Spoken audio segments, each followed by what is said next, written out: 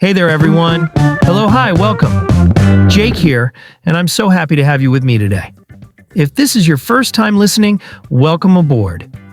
And if you've been here before, welcome back, my friend. Now, let me tell you something. If you listen to this podcast all the way to the end, I can promise you that your English skills will improve, your listening will get stronger, and you'll pick up some useful words and expressions along the way. Sounds good?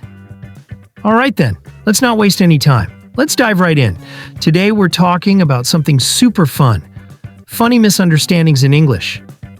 You know, those moments when you think you're saying the right thing, but nope. You've actually said something completely different. And sometimes it can lead to really hilarious situations. These moments can happen to anyone, whether you're just starting out or have been learning English for years. The best part? They make for great stories later, and sometimes you even learn new vocabulary in the process.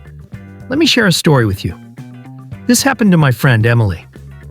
She was in a cafe in London and wanted to order a latte. Now, in Italian, latte means milk.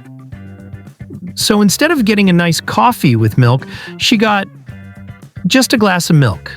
The barista looked at her like, "Okay, here's your milk, I guess." And Emily was so confused. She had no idea why she wasn't getting her coffee. She even checked the menu again, thinking maybe she had pointed at the wrong thing. It was only later that she realized she should have said, "Can I have a cafe latte, please?" That small difference in words made a big difference in what she received. Another classic mistake: mixing up kitchen and chicken. I actually did this once. I was at a restaurant, and I wanted to ask where the kitchen was because I was curious about how they cooked their food, but instead I said, "Can I see the chicken?" The waiter gave me a strange look, and I only realized later why.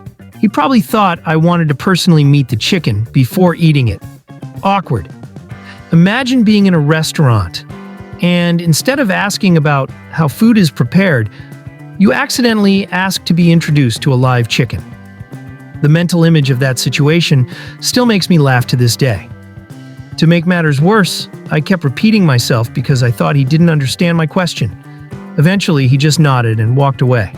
Lesson learned. Pronunciation and word choice matter. And let's not forget false friends. Words that look similar in two languages but mean totally different things.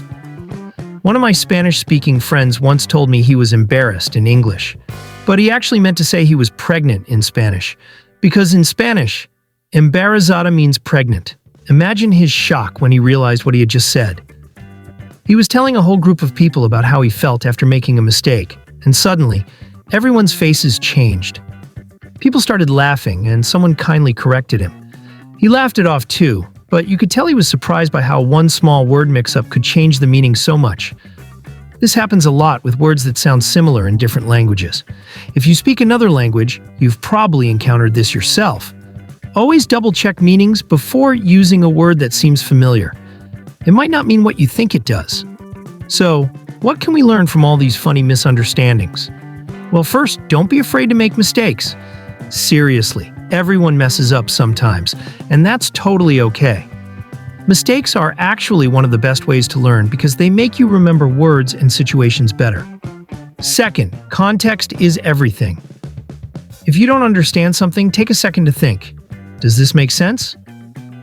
If something sounds off, it's always a good idea to ask for clarification or check again. And third, when in doubt, just laugh it off and keep going. Learning a language should be fun, and mistakes are just part of the journey. Some of the best language learners are the ones who embrace their mistakes and turn them into learning opportunities. The more you practice, the more confident you'll become, and soon you'll have your own funny stories to tell.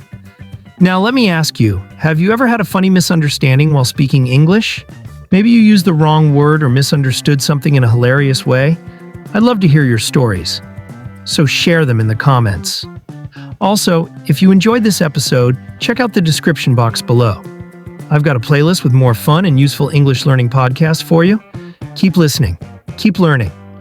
And hey, before you go, don't forget to hit that like button, subscribe to the channel, and turn on notifications so you never miss an episode. Your support means the world to me.